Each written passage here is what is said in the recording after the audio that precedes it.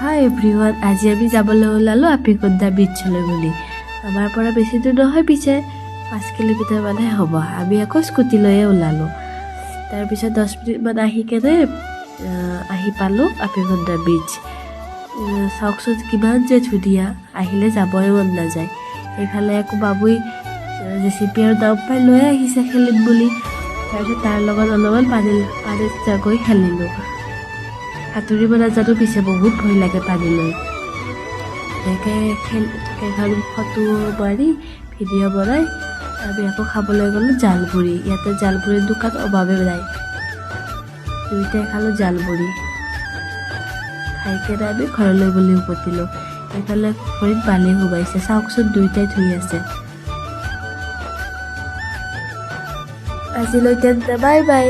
মোৰ যদি ভিডিঅ'টো চাই ভাল লাগিল তেতিয়াহ'লে লাইক, কমেণ্ট, শ্বেয়াৰ কৰি দিব।